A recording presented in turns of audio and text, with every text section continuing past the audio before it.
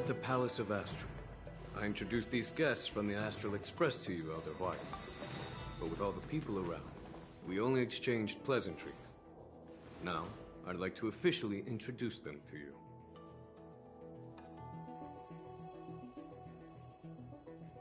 These three braved great dangers, accompanying me to perilous places, defeating the chief culprit Vantilia, and uncovering the conspiracies of the disciples of Sanctus Medicus.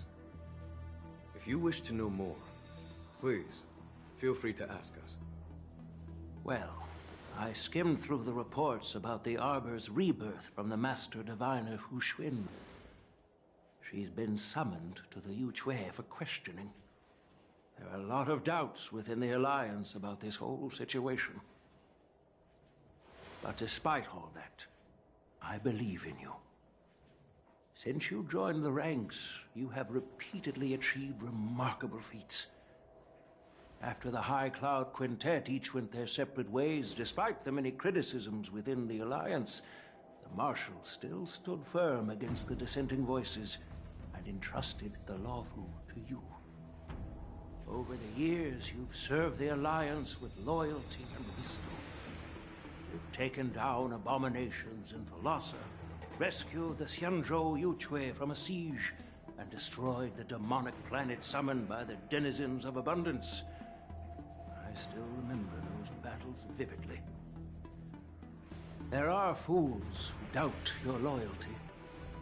They're happy to see the divine foresight fail because it gives them some kind of sick satisfaction. They haven't achieved anything of their own, so they feed off the failures of others. But I've seen enough failures in my time, and I want to believe that your loyalty has never wavered.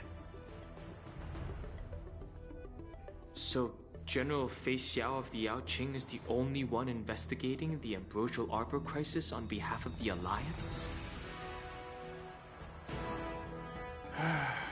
No. I am too. This old man's words always catch me off guard. The Marshal ordered me to come to the Xianzhou Laofu, but the document only says, attend the war dance and listen to Fei Xiao's questioning.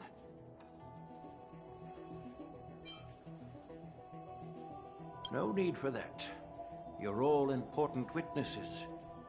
The Marshal is well aware of Jing Yuan's purpose in holding the ceremony, and understands the situation he is facing. She mentioned it because she believes both issues are important. Thanks for your kindness and sincerity, Elder Huayan. But is it appropriate to tell everyone here about the Marshal's orders? By introducing the Express's witnesses to me alone, aren't you aiming to discern the intentions behind both my actions and Fei Xiao's, and whether there's any discord between us? Well, since I'm being open and honest with you, I encourage you young folk to do the same. As for the Ambrosial Arbor crisis, all I need to do is listen. General Fei Xiao will be the one asking the questions. To be honest, I'm more concerned about the timely start of the war dance. Oh, by the way, I've prepared a gift for the war dance.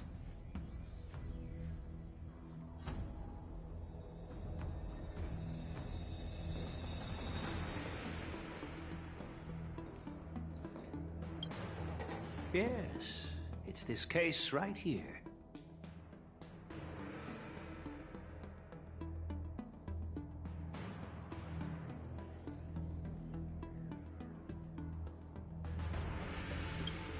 There will be numerous contests and celebrations during the war dance, and the main event will be the Ringmaster's Challenge.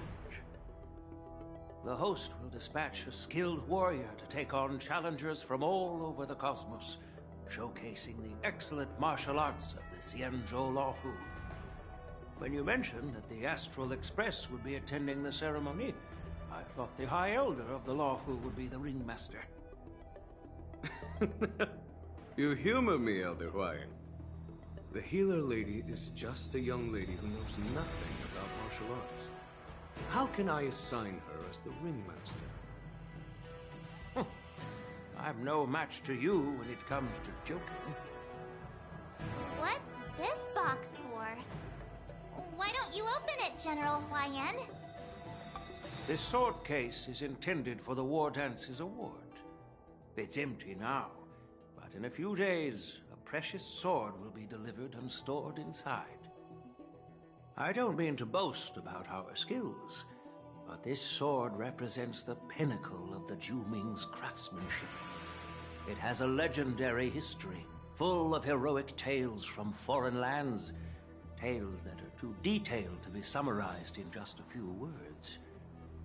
Since the delegation delivering the sword hasn't arrived yet, I'll just leave the case here for now. I've been wondering who would be worthy of such a sword.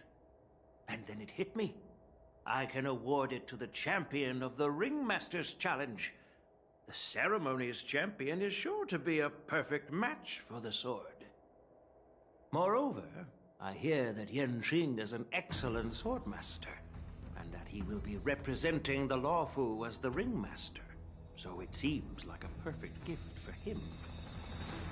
Thank you for your generosity, Elder Huayan. If you want to give me a sword, just say the word, Grandpa. No need to beat around the bush. You've got confidence, my girl, but I don't think you can best Yen Qing. I know you're all about swords, Miss Yunli. It's just a shame that it's the sword that ultimately chooses its rightful master. Yeah, and even if someone gets their hands on such a precious sword, it'll probably end up in someone else's. The outcome of our duel at the Alchemy Commission is still up in the air. Since you're interested, why don't you represent the Xianzhou Juming and challenge me in the ring? That's exactly what I had in mind. Nobody knows who's gonna come out on top. It could be me, could be someone else. It'll probably be me. But whatever happens, it won't be him.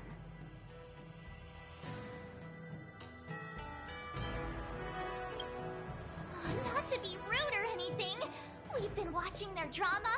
I'm dying to find out who beats who. Quiet down.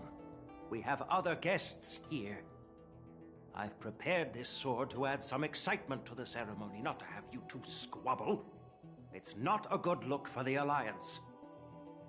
While you both seem confident that you'll win, you need to remember there can only be one winner and one loser in the ring, which could lead to hard feelings. Actually, I have an idea. We don't know who the winner will be, and it might not be either of you. But if you're eyeing that prize, you'll need to work together. I want you to take on an apprentice who will take part in the war dance and win at least one match. How does that make sense? In my humble opinion, while a Cloud Knight is commendable by securing victories, it's even more so to pass on your skills and spread the way of swordplay.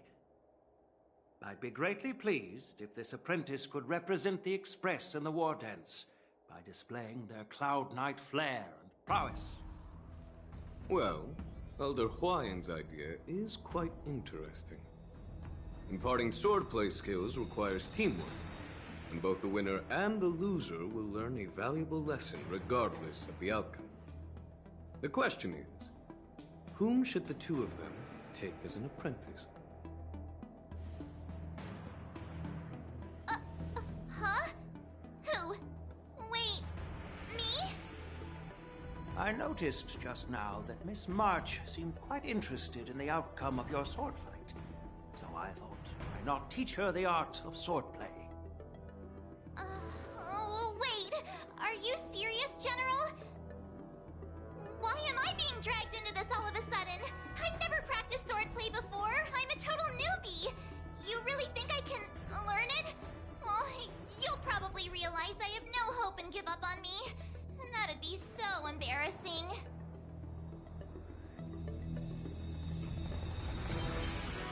Isn't this a perfect chance for you? I remember you mentioning that you wanted to learn some sword moves. Yeah. did say that. But this is all happening so quickly, don't you think? Miss March is like a piece of jade in the rough, just waiting to be shaped. The war dance is the perfect opportunity to see what heights she can reach. I appreciate your kind words, General YN. But won't teaching me swordplay be a waste of Yanqing and Yunli's time? They should be preparing for the ceremony. Plus, I heard that each swordmaster has their own special moves. What if they let something slip while teaching me? If everyone knows each other's tactics, won't that make it hard to catch people off guard during the war dance? That's considerate of you, March 7th. But don't worry. It'll take you at least a decade of hard training before you can even start learning special moves. No need to freak out. A few Juming swordplay tricks will mean you'll be more than equipped. Really? Looks like March's curiosity has been piqued. The whole point is to know each other's moves. Defeating your opponent in just one move? How boring would that be? Plus, what really decides a swordsman's fate isn't some special move. It's the solid fundamentals. So Miss Yunli has already agreed. What do you say, Yanqing? General, I haven't graduated yet. How can I be qualified to teach swordplay to others? So you're admitting your defeat, huh? If you're not even confident to teach, why don't you let me be the ringmaster instead? Yanqing, teaching an apprentice is also a way of honing your own skills and gaining insights. You've been an apprentice for years. It's about time you looked at swordplay from another perspective. I see, General. Then count me in. Now that Yanqing has agreed too, it all comes down to Miss March giving her nod. It's up to you to make the final decision, March. At least that way, I won't have to worry about you accidentally shooting me in the butt all the time. Hey, I've never missed my target. Then I'm on board. Thank you for your kindness, General YN. Great! Starting tomorrow, Yanqing and Yunli will teach you the basics of the Cloud Knight's swordplay. Yunli and I will head out and purchase some sword practice equipment for Miss March. Think of it as a little initiation gift. You're too kind. Wait, you're giving me a gift? Shouldn't it be the other way around?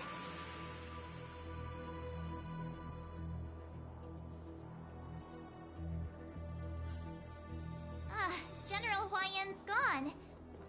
Wait, why does something feel off about what we talked about? I think we strayed off topic. How did things even get to this point? Yeah, I brought you here because the General said he had some important matters to discuss.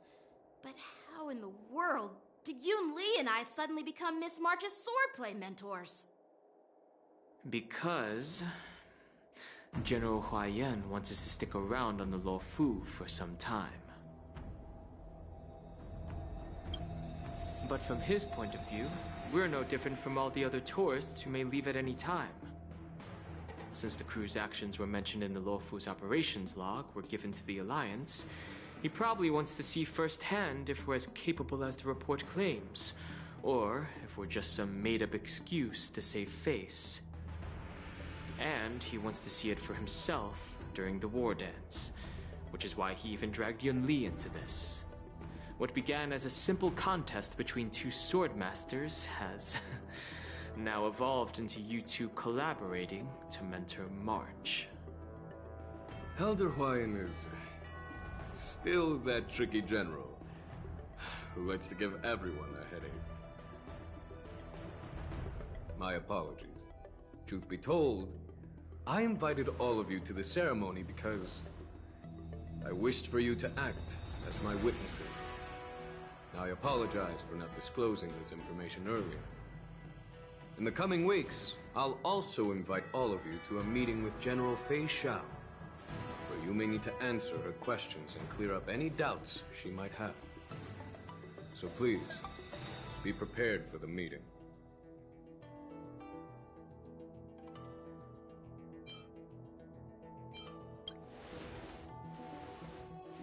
Don't worry, General.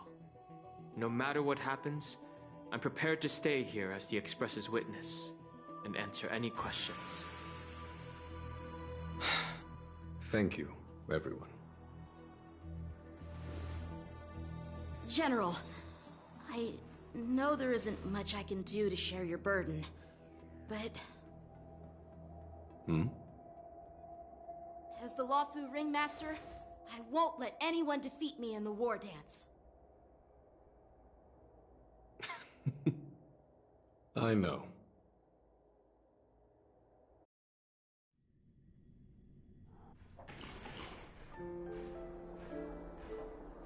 The illustrious Merlin's Claw waiting for me? And for so long, too? It's quite an honor. It's been a while, General Fei Xiao.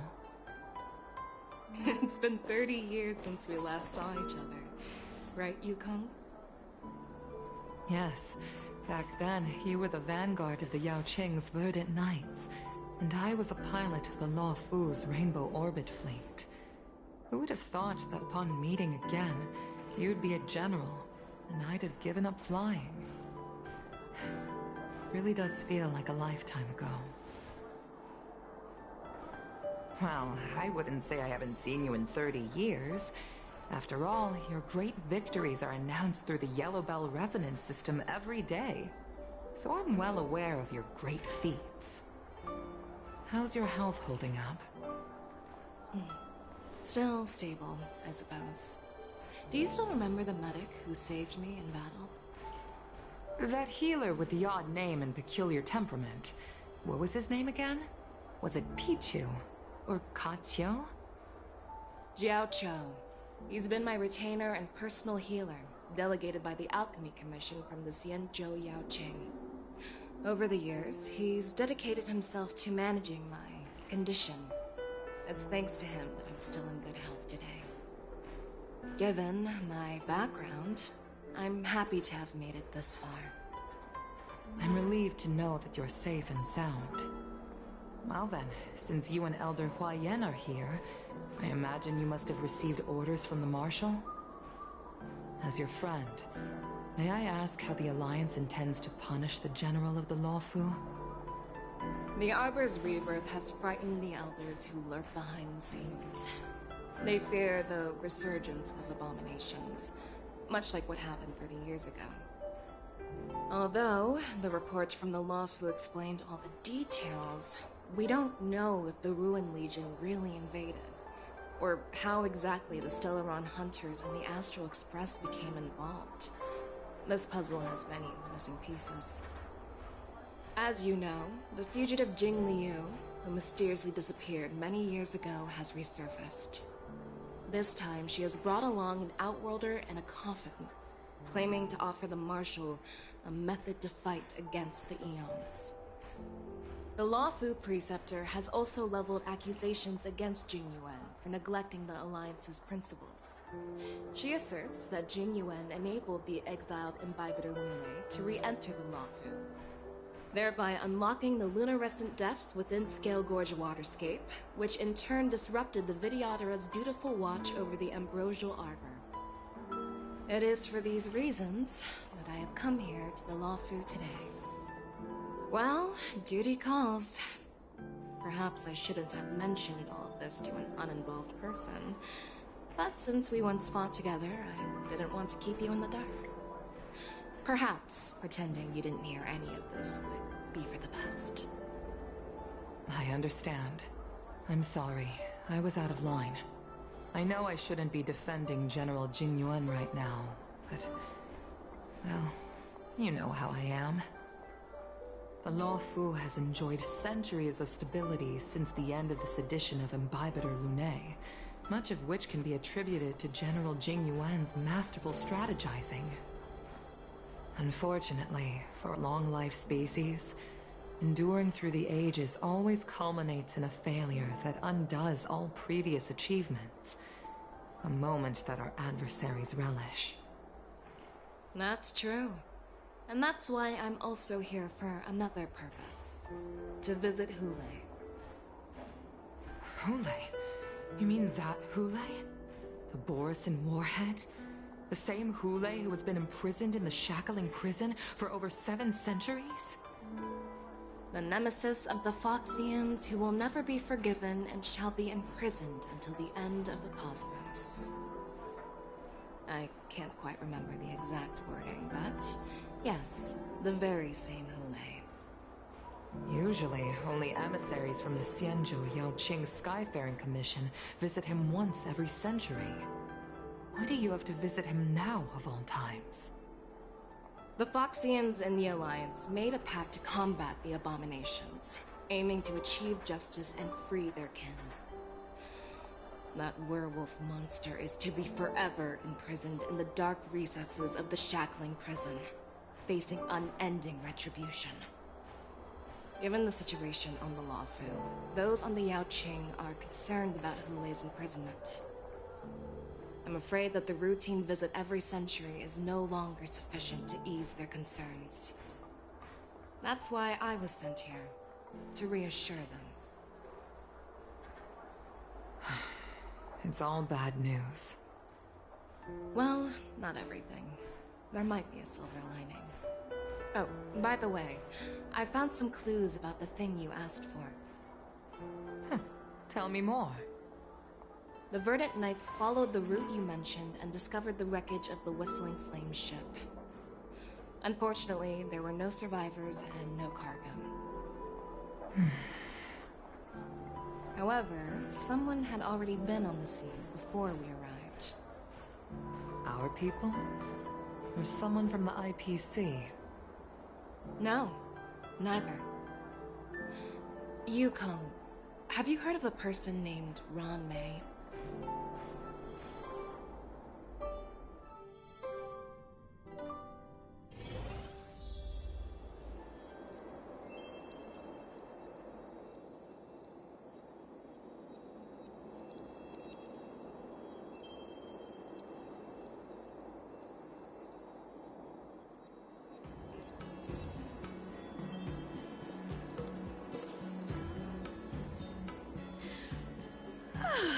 I'm still feeling sleepy.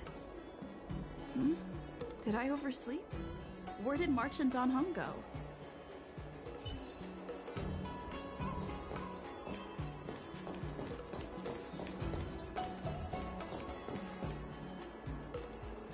There you are.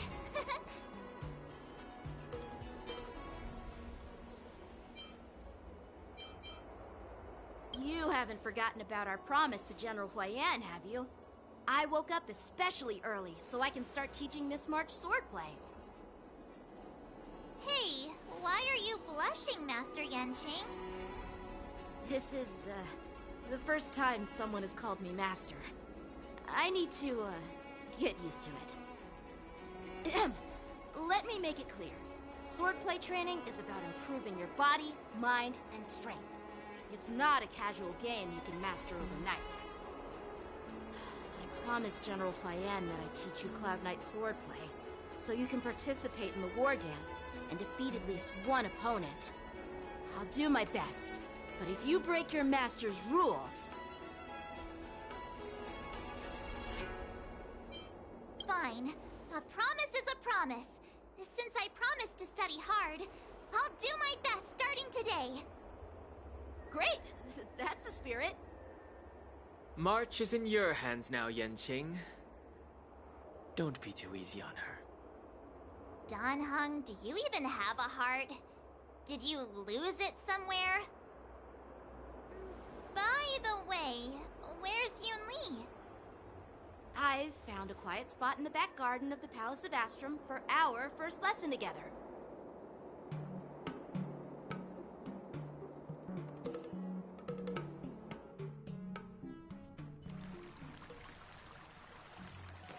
Seriously?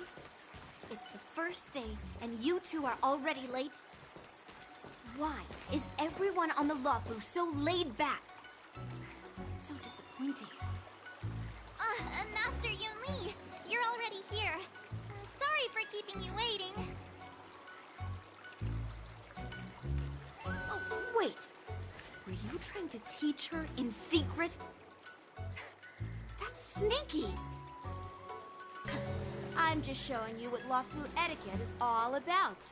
She might be my apprentice, but it's customary for the master to personally escort their apprentice to the place of learning. As the host, I'll be teaching Miss March the essence of Lawfu swordplay, after which she'll emerge victorious in the war dance ring. You won't be complaining about Lawfu swordplay then. Stand aside, rookie. Let me show you how we Ju-Ming sword masters treat their apprentices. Quickly, over here, Miss March. This is a reverse mentorship gift from me to you. I hope you put it to good use.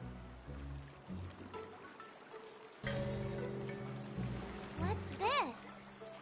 Xianzhou clothing? It's so beautiful! Sword practice requires precise movements. This outfit is tailored to fit perfectly and allows for smooth movements. I even added some small accessories. I put a lot of thought into it. You're awesome, Master Yun Li! See? See? How can you compete with me? I'll teach March 7th the essence of Ju-Ming swordplay so she can win the contest with my sword skills. Actually, I've prepared something too. Huh? You have a gift for me too, Master Yanqing? Since you want to learn swordplay, Miss March, you'll need suitable weapons. So, I went out of my way to prepare a pair of swords overnight. Unfortunately, I didn't have time to ask the craftsman to customize the swords for you. But I did my best to choose ones that look nice and are suitable for a beginner. I hope you like them, Miss March. Thank you, Master Yanqing! Bet you didn't see that one coming, did you, Yun Li? The real competition is just getting started. I'm so lucky to have two great masters. But why does it feel like things are getting a bit weird?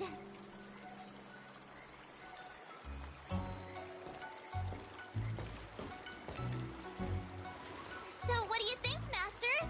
Does this outfit suit me? Perfect. I chose it carefully.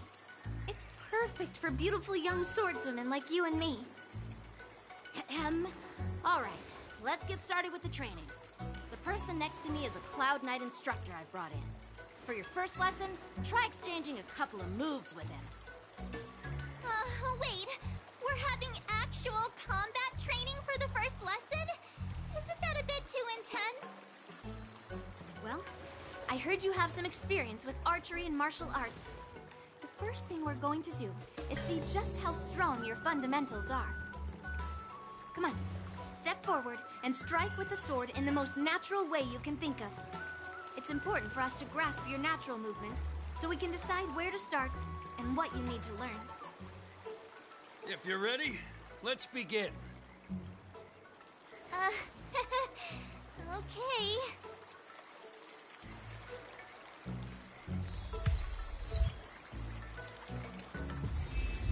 Are you ready? Yeah, I'm ready. Then I apologize in advance, Miss March.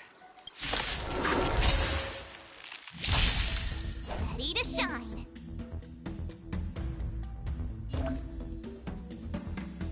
Please have some tea. Pay close attention, Miss March. Lawfu swordplay is all about being swift and agile in your movements.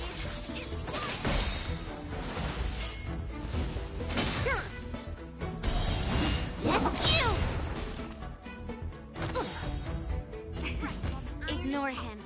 Strength is everything. Sword strike. Right on time. I like this. 10 of you. Well done. Time for some sword play. Ha!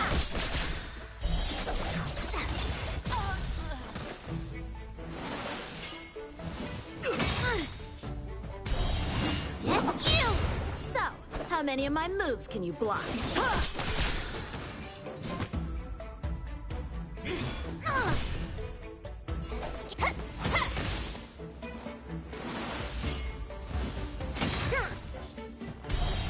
Right on time. Time for some swordplay. Strike with heart. I get it now! I could, with a true heart and focused mind, I'm starting to get the hang of it. So, how many of my moves can you block? Blade in flight! Time to show you what I can Azure Dragon, White Tiger, eating less carbs. Watch this! What are you mumbling about? Isn't this, sword technique? Shouldn't I be saying something cool?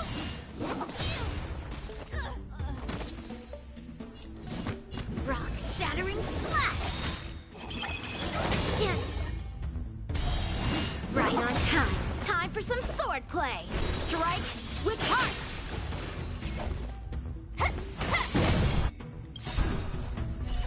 I'll melt it all down. To Earth, it descends with might.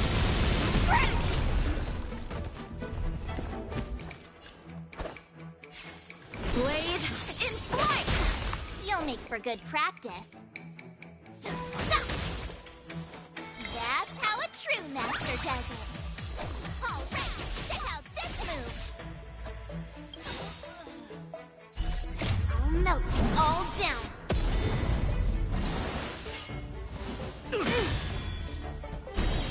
Clouds, cleave the path.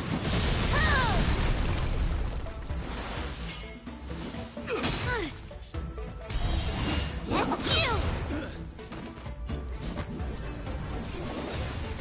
So, how practice is over. Swords descend!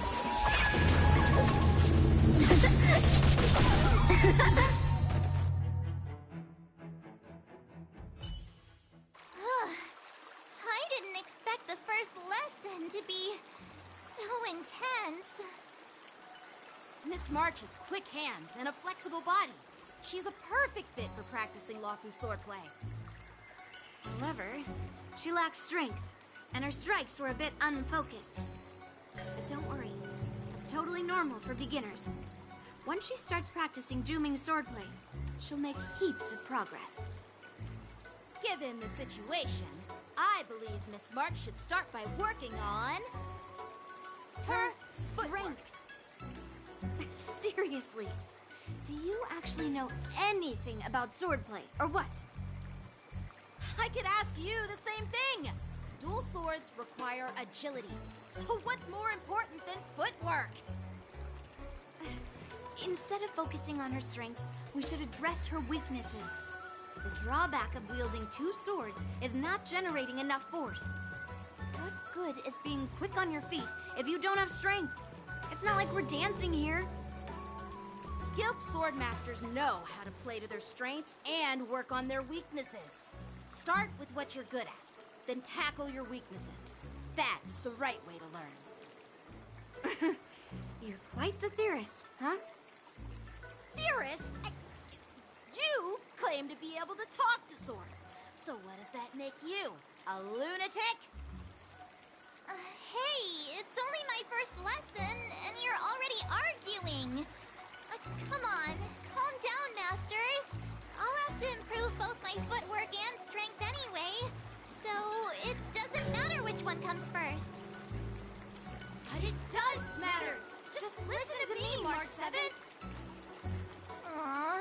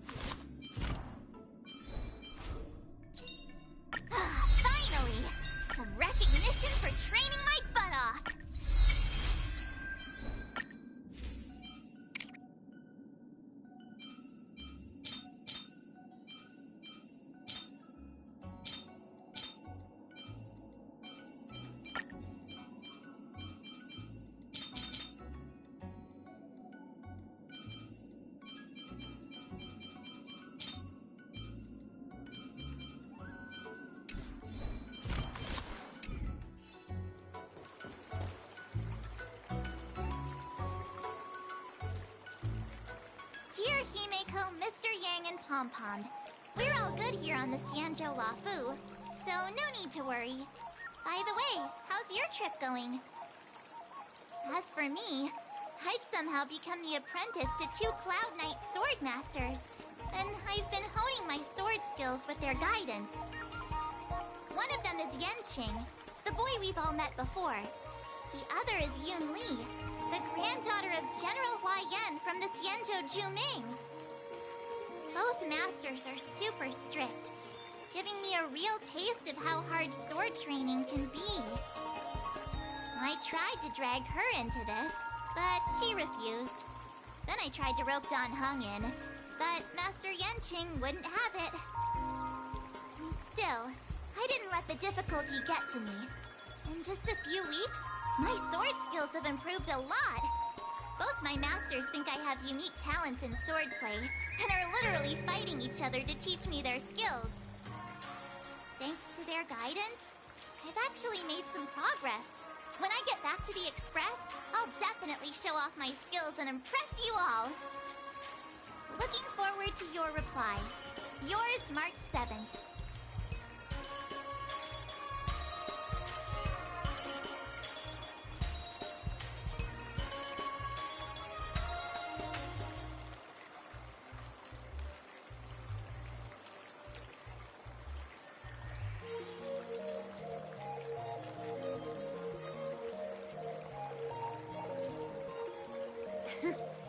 Well done. Let's call it a day.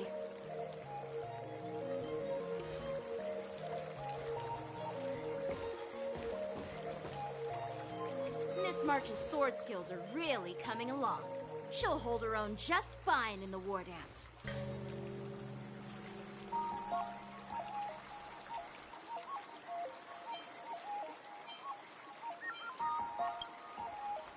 Just you wait and see. I'll show off my skills in the ring and win a match. I'll make both of you proud. Can you believe it? March 7th has actually become a pretty decent swordmaster in such a short time. Now I understand why Grandpa always had a grin on his face while training me. Are you sure he wasn't laughing at you? Oh, shut up! It's all thanks to your amazing guidance, Masters. Miss March, you're really getting the hang of wielding dual swords. If you're keen on advancing, trying out different Xianzhou blades can improve your touch. Oh, let me see. Which sword is the most powerful? Single sword? Great sword? Or maybe a flying sword?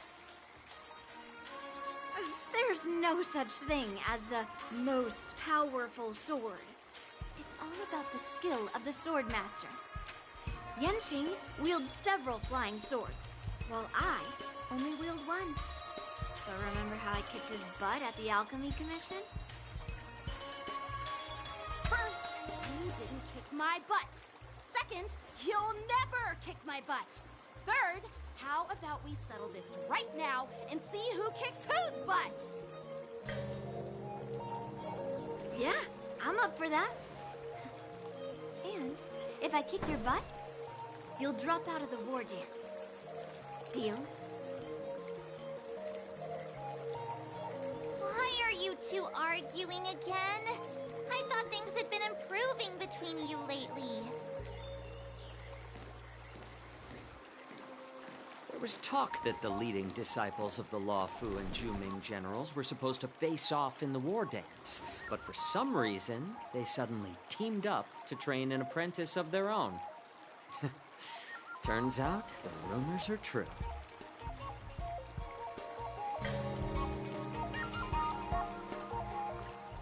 Tomorrow is the big day of the war dance.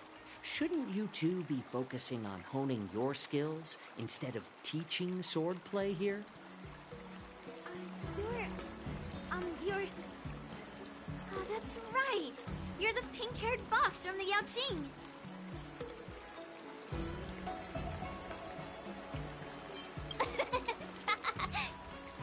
What are you laughing at? You've got pink hair too.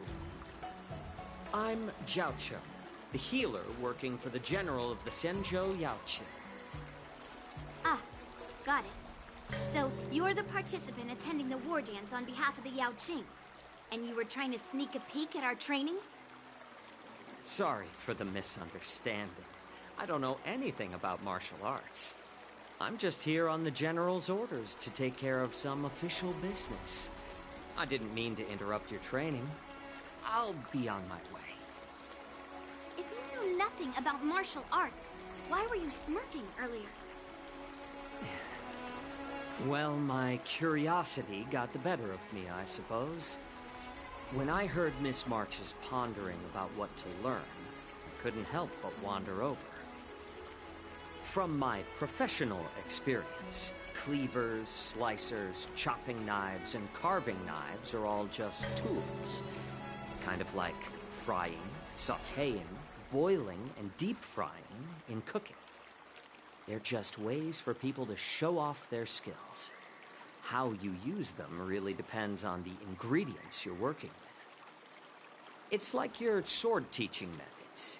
If you align your ingredient, in other words, your apprentice's natural tendencies, with the right cooking method, by which I mean the teaching method that best suits her, she'll make double the progress in half the time. For example, golden eggplant tastes best when fried, cloud peppers when stir-fried, and yellow boulder beef when simmered. It's all about discovering the nature of the ingredients. Apprentice.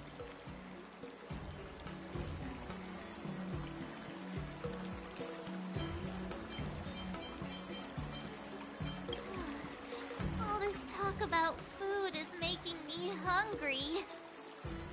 Are you a healer? Why are you talking about food? Well, it's just a metaphor. The medicinal school I follow on the Senzhou Yaoqing is called the Ranja School. It specializes in food therapy. So it's only natural that I know a thing or two about cooking. So, you're the General's cook? I'm a healer. But anyway, a cook who isn't interested in health doesn't make for a good advisor. Fine. Call me a cook if you want.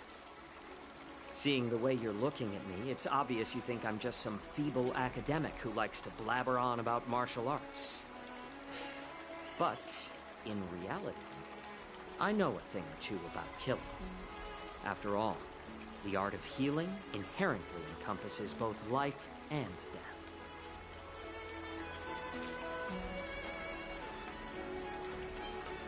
Seriously? Trying to save face in front of kids? Ugh. Do you recognize this bottle of medicine in my hand? No. This is called tumble dust, an extract from an exotic flower named Yabra. Ugh, is it poison? Well, it depends on how it's used. With just one drop, it's able to numb a patient's body during surgery, making them painless throughout the entire process. However, increase the dose or the potency, and it'll slow the metabolism, making the blood thin and resulting in the loss of all senses. Even long-life species cannot escape its effects. This thing can save lives or take them. It's more powerful than the swords in your hands. That may be so, but still, I prefer settling things with a sword than, you know. Huh. Looks like I did get you all wrong. You're not a feeble scholar, but a sinister and despicable one. Hey, why the insults all of a sudden? I'm just sharing some medical knowledge here, not persuading you to poison anyone. Seems like you get real excited when talking about poison. I can't tell if that's an honorable thing or sinister. Picture this. 2 individuals. The one standing is full of malice. The other lying down is honorable and righteous. How can the one who's lying down label the one standing as sinister? In the throes of combat, where life and death hinge on a singular moment, every idea fades into nothingness. The only thing that matters is staying alive.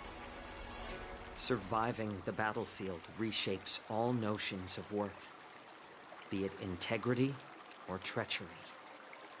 In my eyes, their significance is negligible. Perhaps you've underestimated Yunli and me, Mr. Jiao Cho. We may be young, but we've seen our fair share of war. Well, well. Then you should know that the war dance is nothing more than a contest. So why are you so focused on it? When I was appointed as the ringmaster for the war dance, I asked the general, we Cloud Knights are supposed to charge into the fray and slay enemies. Why do we have to swing swords in a ring just to please an audience? And this is how the general replied. To unsheath your sword in a ring is no different than on the battlefield, as your sword reveals the might of all Cloud Knights. The war dance is the perfect chance to showcase martial virtue and forge alliances from all over the cosmos. When we unsheath the sword without drawing blood, we not only display our might, but also the martial virtue of the Cloud Knights. That's quite an insightful statement, Yunchi. Well, my apologies for being so short-sighted. I've been on the Luofu for quite some time, but I haven't had the chance to see the ceremony venue for myself yet. Hearing you speak so highly of it has piqued my curiosity. Would you mind showing me around? You want to see the Sky Splitter ship where the war dance will be held? Let's go! I bet Yunli and Miss March haven't seen it either, right? Well then, I'll give you all a tour.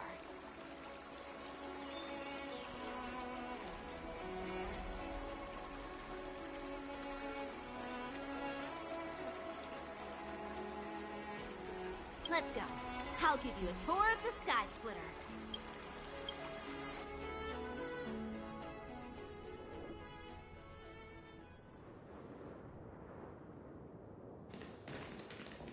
Looks like a lot of other visitors have also come to catch a glimpse of the Sky Splitter.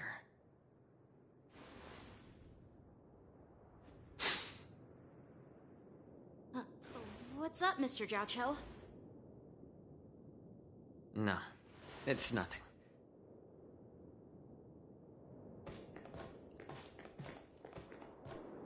Do you see that airship in the distance? That's the Sky Splitter, the venue for the war dance ceremony. It doesn't look all that impressive from this distance. The Sky Splitter is actually a decommissioned Luofu military vessel. People aren't allowed on board until the war dance officially commences. Tomorrow, when the bell rings and the ceremonial cannons roar, I'll be there representing the Cloud Knights of Xianzhou Luofu, standing in the ring, ready to take on challengers from all over the cosmos. Since I was a kid, I've been training in swordplay and the art of war under the general. Every day, I'd swing my sword 10,000 times, and then thrust it 10,000 times, repeating the process over and over. I understand that I'm not like other kids. I never envied the toys and freedom they all had. I never found sword practice boring or hard. Even in the thick of battle, facing down savage abominations, I never felt scared. Each day, I could feel myself getting stronger and stronger, and I racked up countless victories. It's the best feeling in the world. But then, I faced a really tough opponent, and just one slash shattered my confidence into 1,000 pieces. That's when I felt true fear for the first time. Maybe that's what Mr. Jiao Cho meant by life and death hinge on a singular moment, every idea fades into nothingness. After that, I had to pick up the pieces and try to put myself back together. But no matter how hard I tried, I couldn't seem to find my old happy self again. I often ask myself, why do I wield my sword? If defeat is inevitable, why do I continue to fight? Is it to reclaim the joy of victory? To meet the General's expectations? Or to secure my honor among the Cloud Knights? While the General could teach me the art of swordplay, he couldn't teach me why I should keep on going. He said the reason must come from within myself. I've been struggling to find that reason. But after talking with you, Mr. Jiao Cho, I think I already have that reason in mind. As a member of the Cloud Knights and the General's apprentice, I've had a weight on my shoulders. And I know there's still more to shoulder. But when I wield my sword, it feels like I'm letting go of everything. I love the feeling of giving it my all, facing any obstacle in front of me, pressing forward. That's why I wield my sword. Oh, Yanqing. So young, yet so grown up. By the way, how old are you exactly? Age doesn't really matter. All sword masters will understand how I feel. I get it. Looks like all the kids on the Luofu live tough lives. So, how about you, Miss Yunli? It's not polite to ask a girl her age, no matter which Xianzhou ship you're on. I'm not asking your age. I'm asking if you have a dream like Yanqing has. You don't talk like a cook. You sound more like a TV host or something. Need I repeat myself again? I'm a healer. Well, I don't have a dream like Yanqing does. The only reason I'm participating in the Ringmaster's Challenge is because I made a promise to my grandfather that I'd win the precious sword he's contributed to the war dance. Sounds like that mind of yours is just filled with swords. I bet you've got nothing better on your mind. My father was a craftsman on the Xianzhou Juming. Because of his foolishness, many innocent people fell victim to the cursed swords he forged. Since I was a kid, it's been clear to me that not everyone deserves to have a weapon in their hands. Giving them a sword is no different than being cruel to the innocent. So, whenever I come across someone unworthy of a sword, I can't help but want to take it away from them. Given that Yanqing is the war dance ringmaster, I'm stepping up to challenge him. To ensure the precious sword doesn't fall into the hands of an unworthy master. Hey, what do you mean by an unworthy master? I see. It's not easy for kids on the Juming either. Well, it's better to have a reason for wielding a sword than to be lost and confused. I've saved countless Cloud Knights in my life, and there are plenty of exceptional warriors, just like the two of you. What happened, Mr. Jiao Cho? Oh, nothing. I was just reminded of some old friends and old tales. Judging from my professional perspective as a healer, both of you possess remarkable vitality. Your energies flow like raging fires and mighty gales. The upcoming fight will definitely be impressive. Well, we've seen the Sky Splitter and toured the Stargazer Navalia. I guess it's time to say goodbye for now. already? But you haven't asked me about my dreams. I've been working hard too, you know. It's getting late, Miss March. Unlike you lot, I'm a grown-up bound by responsibilities and duties. The tasks entrusted to me by the General won't complete themselves. By the way, Yanqing, is it normal to have so many people wandering around in an automated area like the Stargazer Navalia? Actually, this is a restricted area. But since you're all guests, I made an exception, so you could take a look around. I understand. Well, I'll take my leave.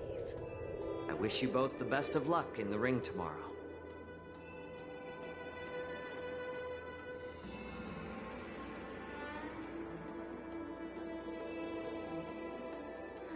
Seriously? I just spent so much time thinking about my dream, but he didn't even ask me. Now that we're done with our tour of the Sky Splitter, shall we continue with our training? Why don't we take a day off? What? You want to secretly practice swordplay by yourself? Dream on. You know cramming before a fight never works out. For some reason, seeing the Sky Splitter has boosted my confidence. So, I've decided to conserve my strength for tomorrow. Alright, I'll take you out of the Stargazer Navalia.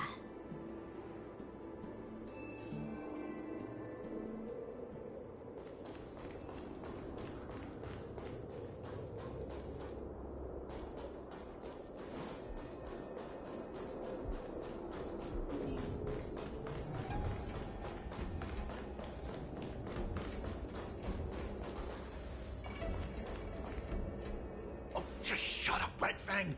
This is not a beast ship. I need some time to take care of things. You willingly donned the skin of a lowly beast to join this mission, dedicating yourself to our glorious cause. And now you're telling me you can't handle it? Do you realize how many ships we need? I'm doing my best, all right? It takes time to figure all this out. When the guns go off tomorrow, all eyes will be on it. That'll be our only chance. How's that? Who's there?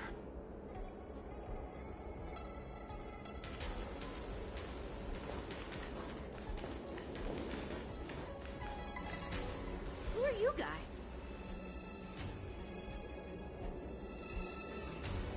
An impromptu inspection.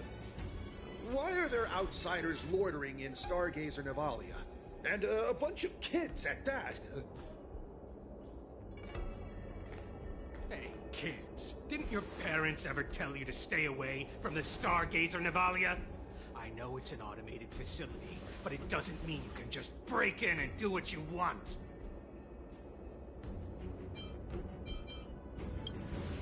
First of all, I'm an adult. Second, I didn't just break in. Yeah, we flew here on a starskiff. Like, whoosh. Well, I'm not trying to tell you off, but this place is off limits to the public, you know?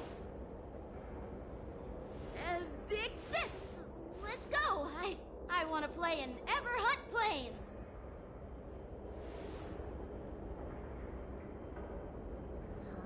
Everhunt Plains? Yeah, sure. Big Sis will take you there.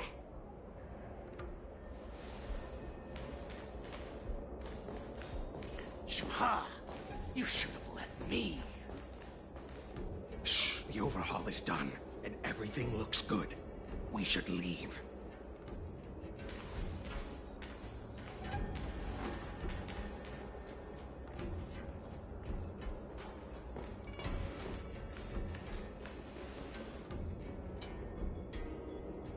Could you repeat what you just said, Yanqing?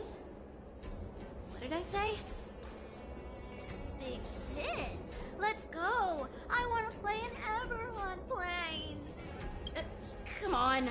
Can't you read the room? Something is definitely off about the three people we just met. Yeah, anyone could see that. I just wanted to hear you say it again. That pink-haired fox tried to say something. I'm pretty sure he sensed something fishy. Since he's not familiar with this place, he just dropped us a hint. But you didn't seem to be paying attention at all. I knew that from the beginning.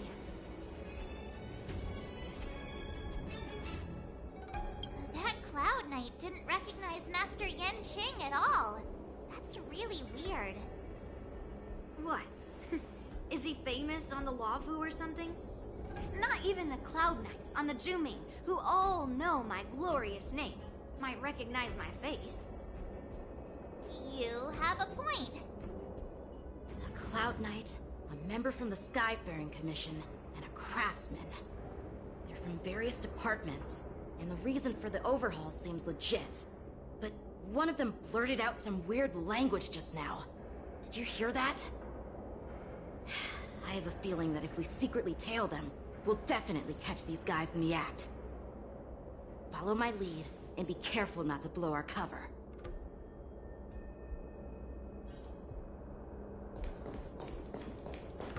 Never mind who they are. Let's just film them.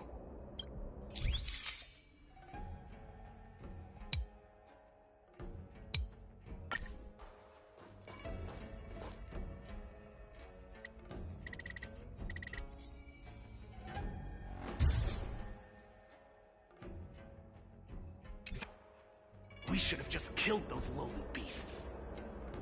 Those little brats won't take up much space. There are boxes all over this place. Just dump them into one and no one will notice.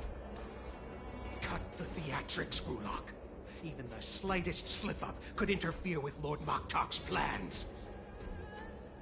So where are we heading next? To check the freight skiffs. We've got a lot of preparations to do. Also, don't forget to take those crates with you. Weapons, supplies. We've got to be well prepared. Otherwise, we're screwed. So, are they smugglers? What exactly are they up to? I have no clue. They seem to be moving those crates. I've got an idea. We can hide inside the crates and follow them.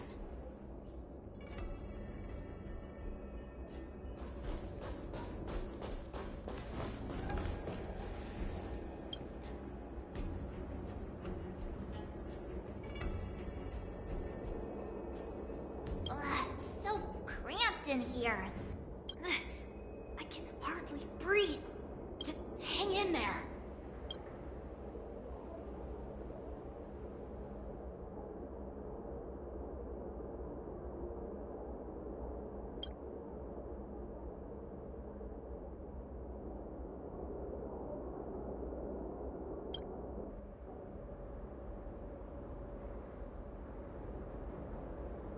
Let's just put the cargo here for now, all right?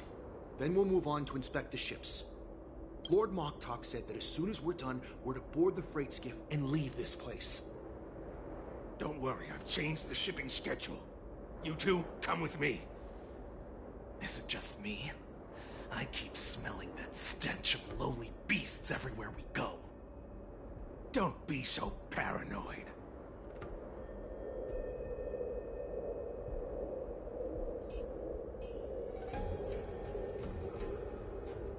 Looks like they're planning to escape on the skiffs in Stargazer Navalia. They keep talking about their plans, but where do they come from? And what do they want to do on the Xianzhou? They're definitely up to something bad. Wait, they disappeared. Let's catch up to them.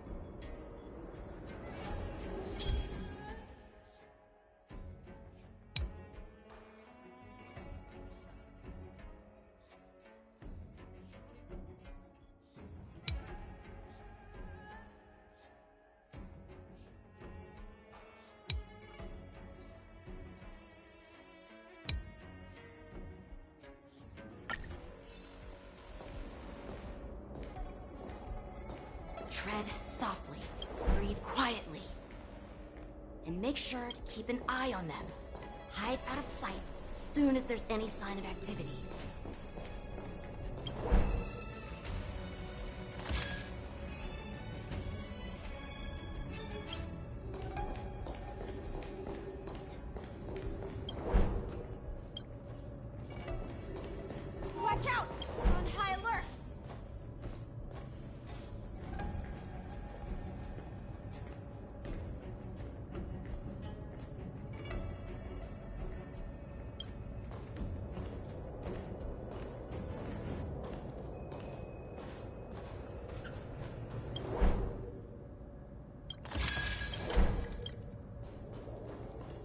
Don't be so paranoid.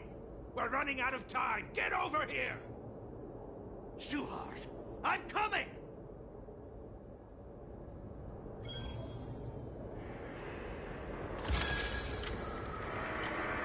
They're leaving. We should catch up to them. Quickly!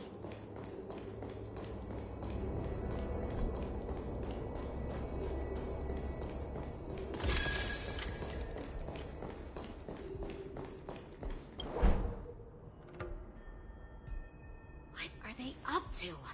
They're all wearing official uniforms, but I'm pretty sure they're not members of the Skyfaring Commission, the Artisanship Commission, or the Cloud Knights.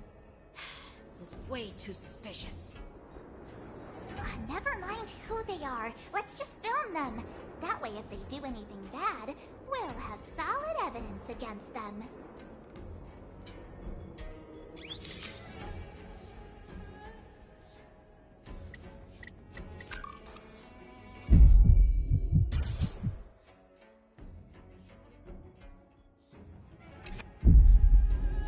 Look at this.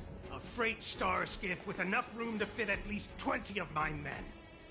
I'll let the others know and have them prepare more star skiffs. Once we're past the checkpoint, there will be beast ships waiting for us. Lord Moktok is ready. The revival of our ancient bloodline all hinges on this operation. What did he just say? Beast ships?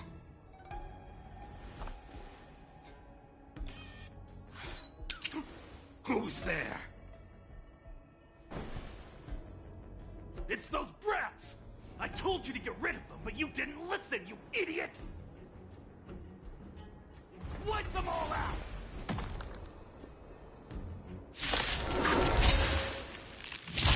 Morrison? Adusa! Die, you lowly beasts!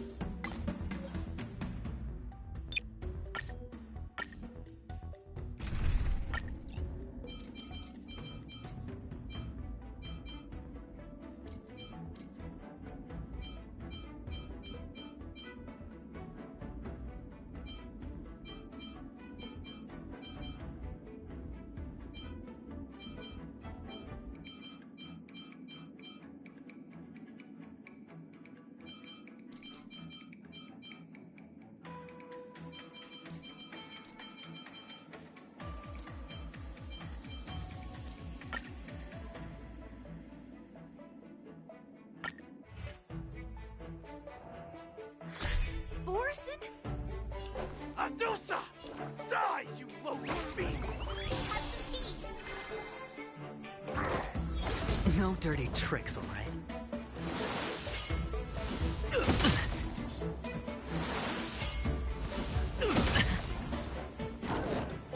No dirty tricks. Like...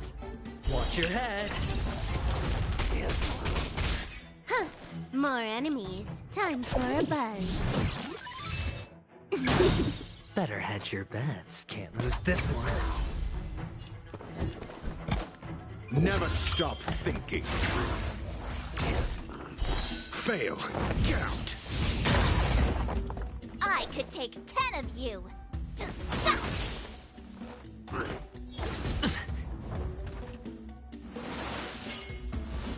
Bad news.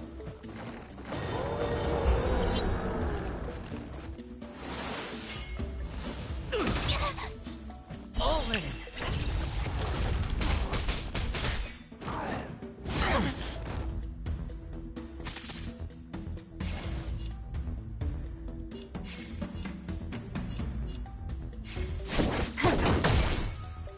Looks like I've got a winning hand. Call that defense? Let's test your knowledge. 0 points. Next.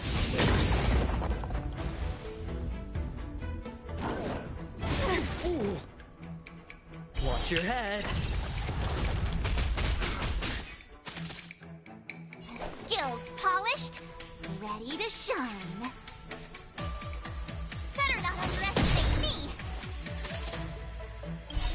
Time to show you what I can really do. Azure Dragon, White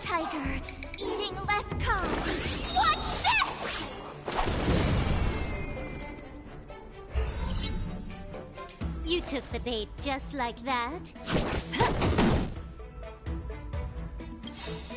The dice have been cast. Bust. Or maybe I'll take it all. SAS Perkibi. Knowledge is the measure of all things. It reveals truth and falsehood. That's how a true master does it. Now, watch this! Fail. Get out.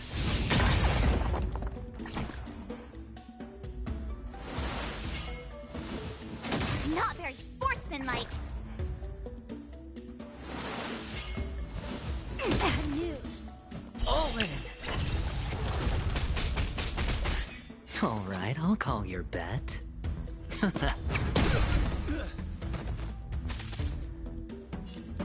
Never stop thinking. 0 points. Next.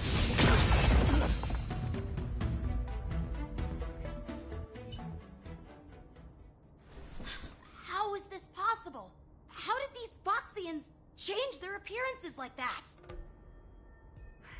They're not Foxians at all. They revealed their true form. They're Borisin, just like the bandits I defeated on the IPC ship. Wait, that means...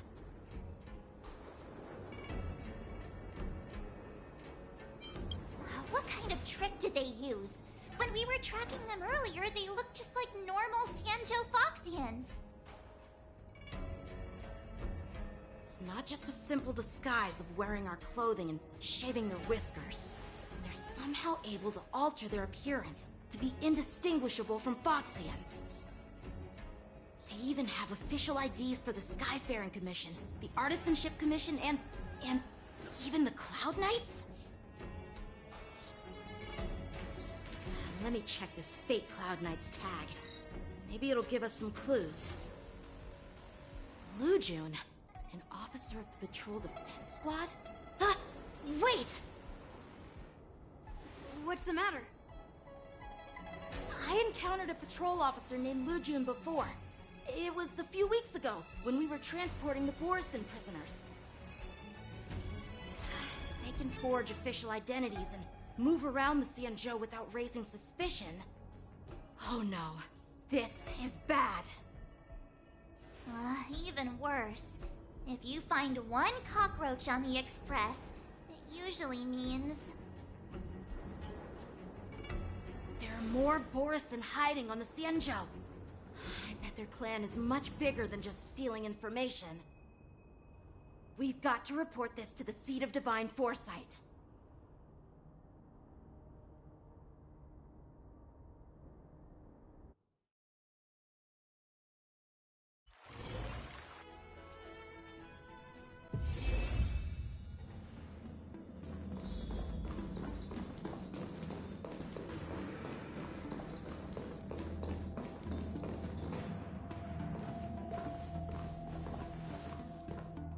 I am glad to finally meet you in person, guests from the Astral Express.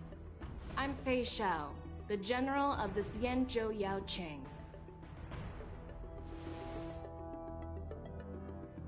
Let me introduce our guest to you. The one dressed in green. He's the reincarnation of Imbibitor Lune, and the person behind him is the newest member of the crew.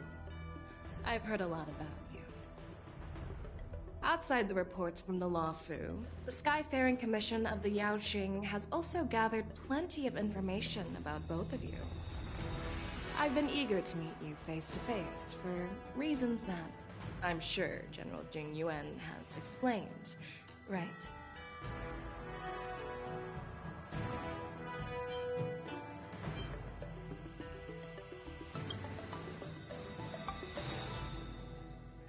Straight to the point. I like it. According to General Jing Yuan's report, the Ruin Legion is to blame for the Ambrosial Arbor crisis, and all Arbiter Generals should pay attention to the Ruin Author's movements. Over the years, the Destruction's minions have wreaked havoc on countless worlds, and the Alliance has been keeping an eye on them. But no one expected them to join hands with the remnants of the Abundance. The damage caused by the Ambrosial Arbor crisis was far less severe than expected, which is good news for us. However, it was quite different from the Ruin Legion's usual style of destroying life wherever they go. While I trust the bravery of the Divine Foresight and the Nameless, I'm curious about some details missing from the report. I'd like to take this chance to have an exchange with both of you. Let me be clear, the questions I'll ask might not reflect my actual thoughts, so please don't take offense if any of my questions seem a bit harsh. Please go ahead, General. But keep in mind, we can only answer based on what we know. And perhaps you already have the answers to your questions in your heart. You have a clever tongue. I like it. The Merlin's Claw is quite articulate. Right now, her intentions are unknown, and Jing Yuan wants us to be honest. Maybe I'll just stick to the facts we know. Let's cut to the chase. Before the crisis struck, the Astral Express was guided here by a Stellaron hunter, a wanted felon, in an attempt to resolve the Stellaron crisis. However, everyone in the cosmos knows of the Stellaron hunter's reputation. So, why did you place so much trust in them? Could it be that some of you have a connection with them?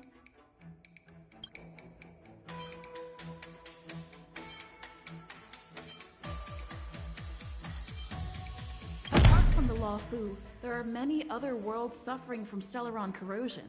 For example, Urilo 6, the world that the Express stopped at before reaching the Law Fu, was one of them. To the Express, Stellarons act as roadblocks on the Silver Rail and pose risks to the warping process. And that's why dealing with Stellaron issues is part of the duty of the Nameless. Ah, I've heard about those problems caused by Stellarons. The Express connects various worlds, so it makes sense for you to take care of this. The cosmos is a mess, and the Trailblazers are just doing their best to fix it. I understand. Let's move on to the next question. The report suggests that Don Shu, the master of the Disciples of Sanctus Medicus, colluded with the Lord Ravager and used the power of the Stellaron to resurrect the Ambrosial Arbor. But here's the thing. Don Shu was just a chief alchemist. Even if she colluded with our enemies and summoned the Stellaron, how did she manage to bypass the Videodora guards around the Ambrosial Arbor?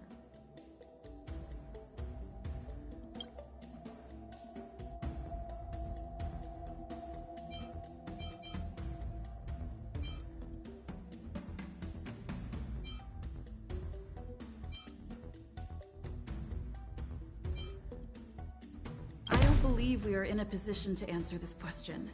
We Nameless came here to resolve the Stellaron crisis, and we cannot be expected to know the details of Don Shu's conspiracy. You make a valid point. That's how innocent people should react. Let's skip this question for now.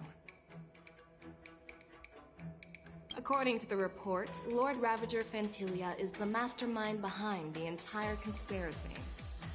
She disguised herself as an ambassador of the Skyfaring Commission and traveled with you, only to vanish without a trace later on. It seems too convenient to label her as a scapegoat.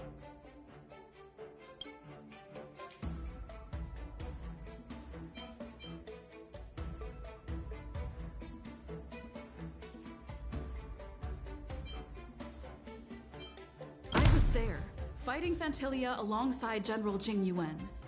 But she absorbed the power of the Ambrosial Arbor and gained an almost indestructible physical form. Perhaps that was her intention all along. So, a pawn of the destruction wanted a flesh and blood body to live in. Interesting. That's quite a new perspective.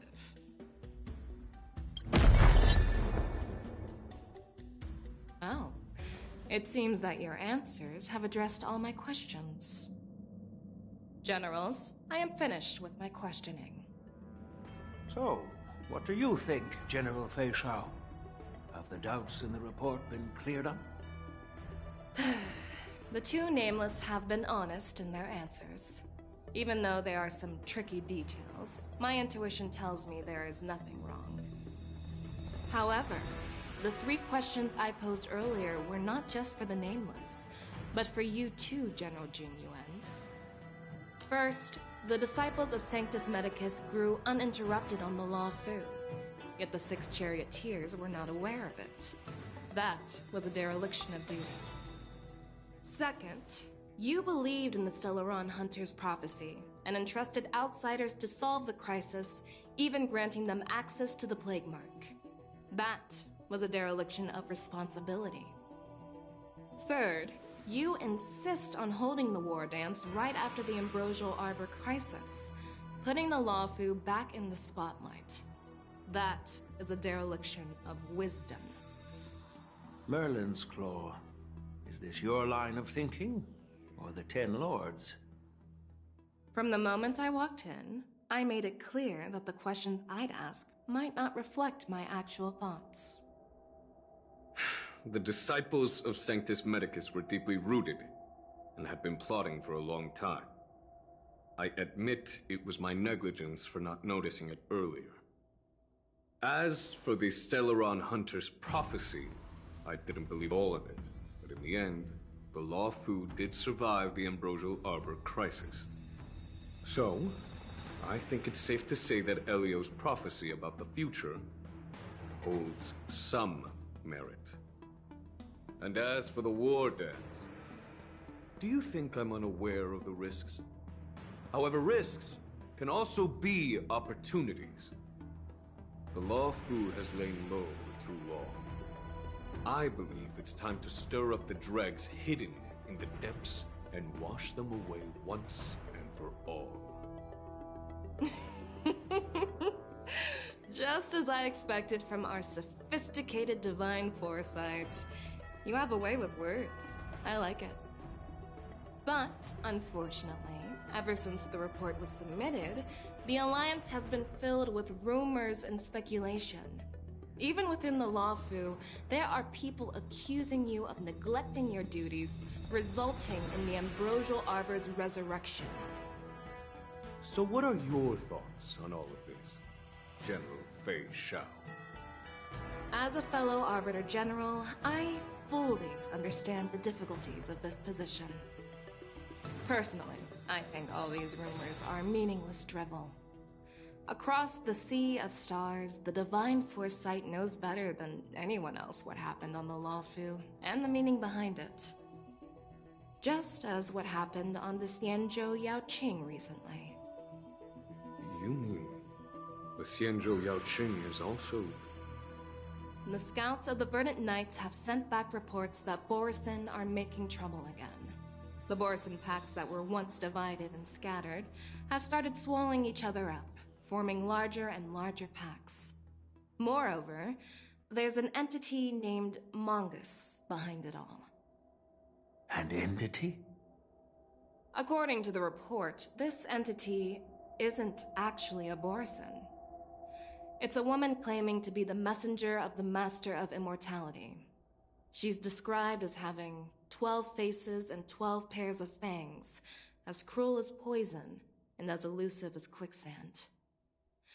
The Borisin believe she'll give them a chance to rise again. That's Ventilia. That's right. You're lucky that I'm the one who came this time. If it were the Patina Justice or the Seer Strategist, this conversation might not be so friendly. I've always had faith in my instincts, so I don't doubt your good intentions. But the Alliance has its fair share of questions and doubts about the Law Fu. So, my plan is to come up with an acceptable answer to satisfy the Alliance. What's in this plan, General Fei Shao? General Jing Yuan, you already know what has to be done. But since you don't want to be the bad guy, I'll take care of it for you. You need the final word from the Ten Lords Commission to quell any doubts. And for that, I'll have to ask the two Nameless to visit the shackling prison. No, I'm not imprisoning you. While you're there, I'll ask a judge in the Ten Lords Commission's Interrogation Division to record a detailed testimony with the karmic mirror from both of you. We'll fill in the gaps that weren't covered in the report, and silence any protests within the Alliance. I'm okay with that.